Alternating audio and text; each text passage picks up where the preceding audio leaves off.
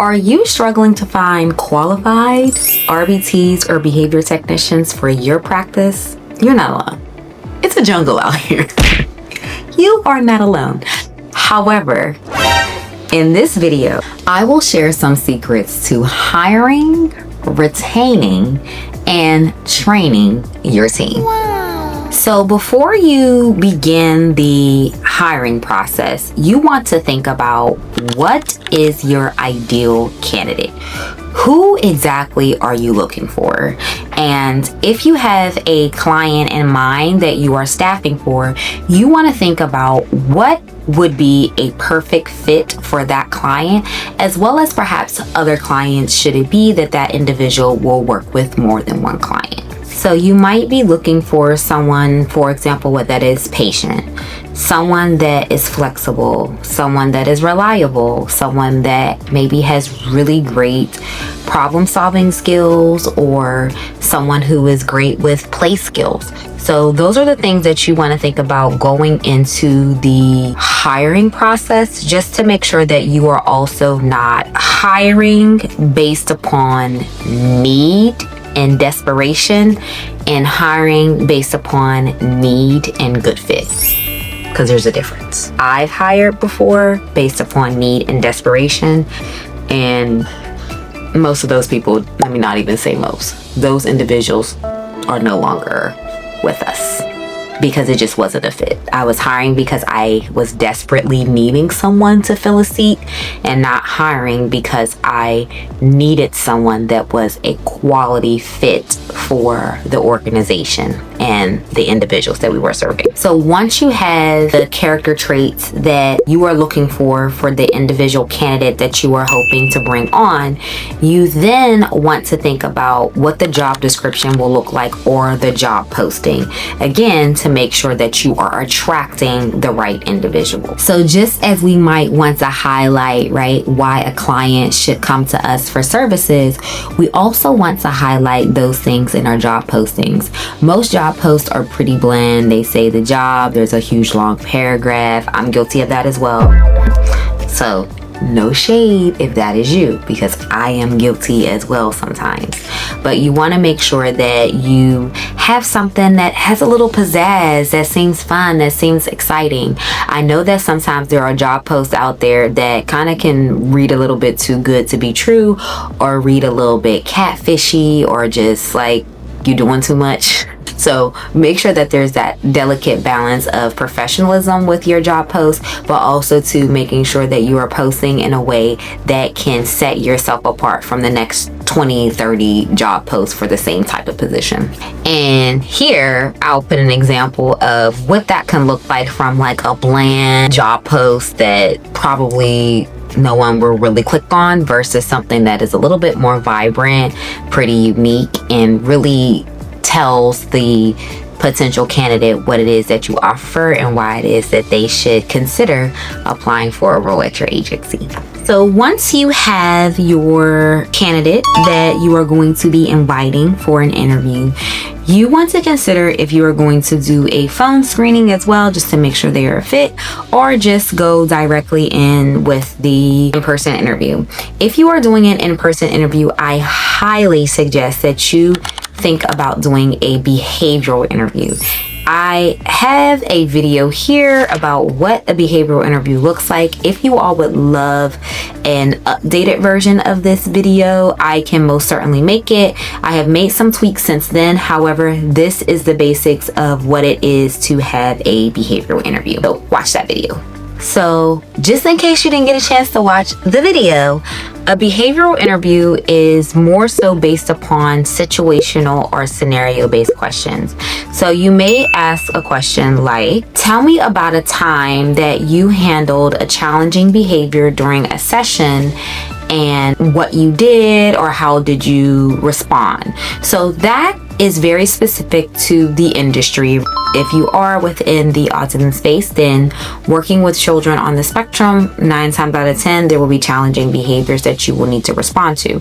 So in this realm, it allows you to, one, see how an individual has handled in the past a specific situation, or how they may go about handling something that probably will be a part of something they will have to respond to during their work tenure with you. Another question that you might want to ask is surrounding their teamwork and their ability to handle conflict and their ability to engage and relate with families. So I always make sure that I'm asking questions in those particular categories because it's all a part of the job. I know sometimes even when we're thinking about the work that an RBT or a BT will do, oftentimes we may just only heavily focus on the clinical implementation of the treatment. However, there are so many other nuances and factors that they have to consider when they are working, especially in a center-based setting, or even honestly in the home when it comes to parent and parent relationship and engagement. So I always make sure that I think about what are some of those questions that I can ask, and I also will encourage for you to do the same, because while it's important to know that they can implement a trial or collect data and do those types of things, it's also important for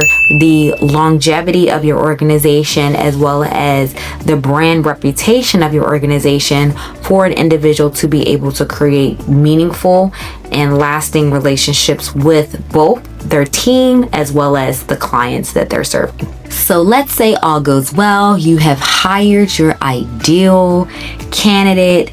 Now you want to think about their training process. What is your onboarding period looking like? And I should probably make a video on onboarding. I feel like all of these components can be separate videos in themselves. So let me know if that is something that you would like to see, is probably each of these segments that I'm discussing. If you want to see its own video in more detail, I can most certainly make that happen. You want to think about a training program that you can create that doesn't overwhelm your new hire, but also makes them feel like they're getting enough information, that they are a value add to the team. And also, this is a great opportunity to allow other members on your team to rise and to show their leadership abilities. I will say, whenever we have a new person onboarding, I do create them like an onboarding checklist, and I have an onboarding schedule that they will follow daily that tells them exactly what it is that I'm wanting them to do. It also helps for admin to know how they can support the individuals as well as the therapists that are supporting. And I will say, usually when they are doing the shadowing portion, this has been a great time where I have seen some of my RBTs and BTs really rise to the occasion and really do a great job of training other people unofficially to an extent, because I don't ask them to necessarily train them. I just say, hey, can you observe, or support, yada yada. But when I say like they take it serious, I'm like, I love that for you. I love that for us. And I make sure that I give them that feedback too. And I'll say, okay, mini BCBA, I see you kill it. You did this. You did great. I love that. So yes, that is also a great opportunity for your team to be able to rise to the occasion. Of course, for those that like that type of stuff. I have some members, I would never ask them because I know that either they'll be super nervous or that's just not what they're about. And I have some who really love it, and I have some who are in between and just need a little bit of a push, and they'll say, well, if you ask me, I'll do it, but I don't want to do it. And those are the ones too that I am trying to help them to be more confident in their abilities as a leader, because I see that they can do it. I just want them to be able to see that they can also do it. And also, when a member is in this training phase, making sure that they have so many layers and levels where they can get touch points and support. One thing that I think a lot of people struggle with as it relates to retention is that new hire process and onboarding period only being for a couple weeks or a day or a week or a month. After that, it's like all touch points go away, you're on your own. Granted, many staff have the ability to be independent and self-sufficient once they've got an idea and learned the ropes of the organization, especially if you're hiring on someone who has prior experience in this space. But you want to make sure that you're still having those touch points and having the ability to make those connections and have that person feel that they have continued to be a value add in the organization, and not because new hire process has expired that now all of the touch points and all the support kind of go away. Because then I think that is when people feel like they don't know what to do, or nobody might be checking in on them, because it's like you're getting all of these touch points, and then all of a sudden it just goes away. So when we're thinking about retention of staff, one of the big things is you want to make sure that you have a relationship. It may not necessarily be you as the owner or the CEO or the clinical director, but there has to be someone within your organization, ideally someone that is in leadership, that is able to create meaningful relationships with your staff. Me, for example, I have a variety of different levels of relationships with my team. Overall, I have a great relationship with everyone, but I think that there are some members of my team in which I have deeper relationships with. And I think that there are also administrators or other BCBAs or other, actually even RBTs and BTs who have good relationships with various members of the team.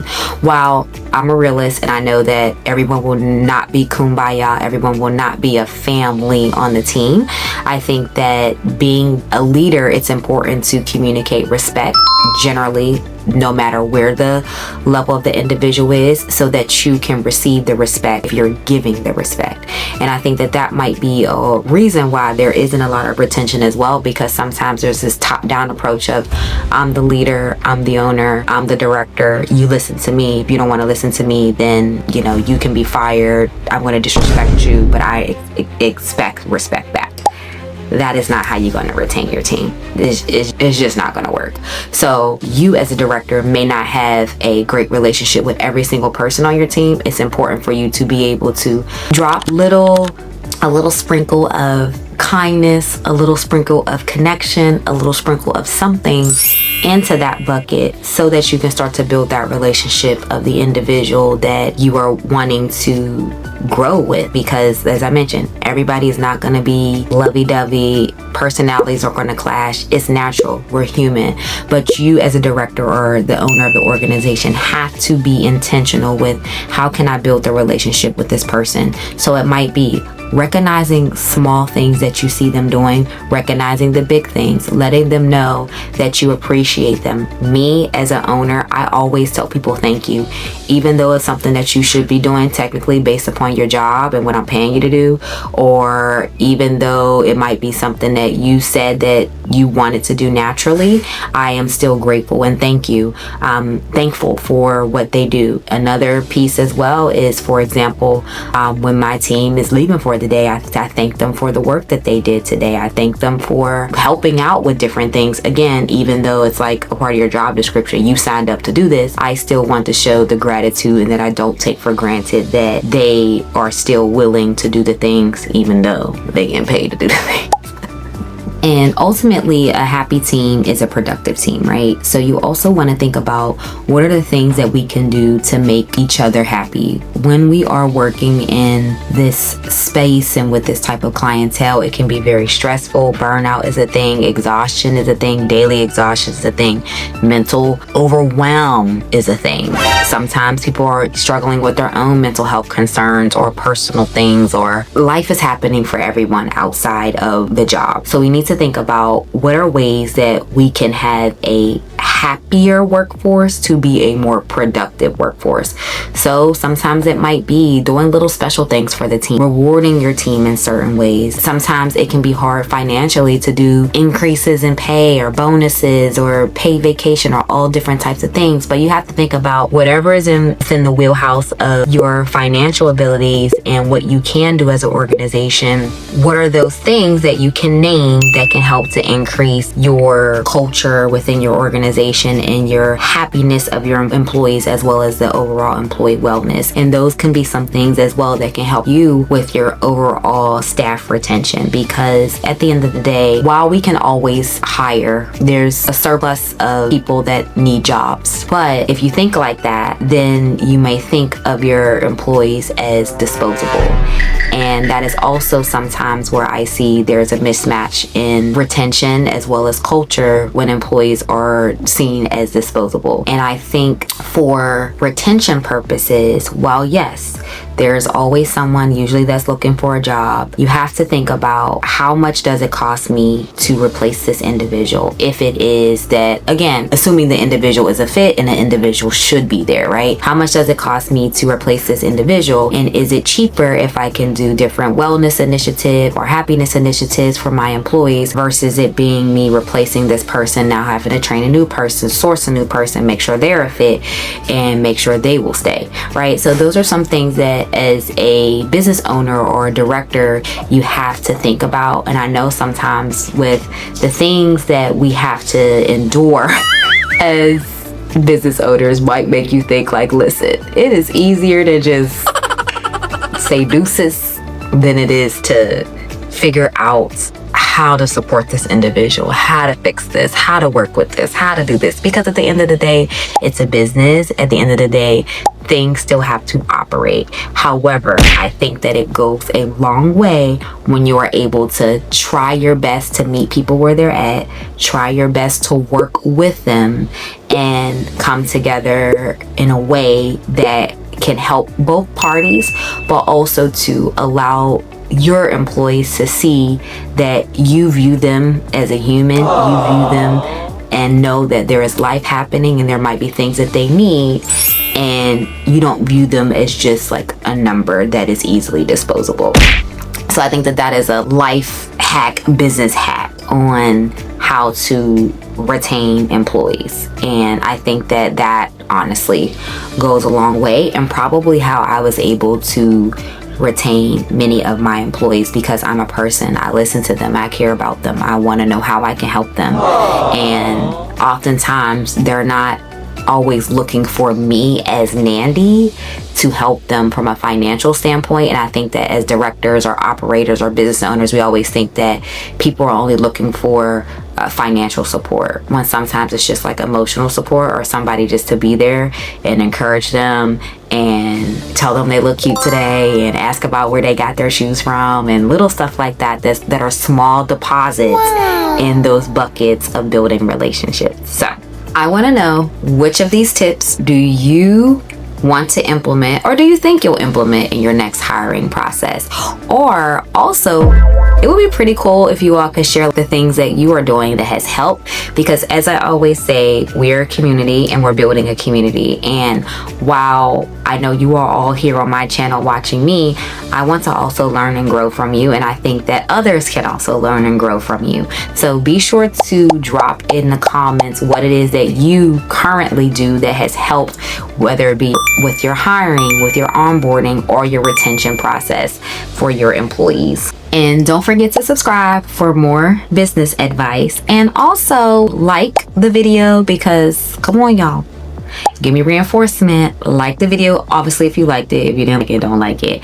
And also subscribe. If you're new here, stick around, check out the next video to see if you want to hit that subscribe button. And if you're a returning subscriber, as always, I love y'all. Thank y'all for rocking with me. I'm just grateful, and I will leave it at that. But check out the next video. I'm sure it will be of value to you, and I'll see you soon. Bye.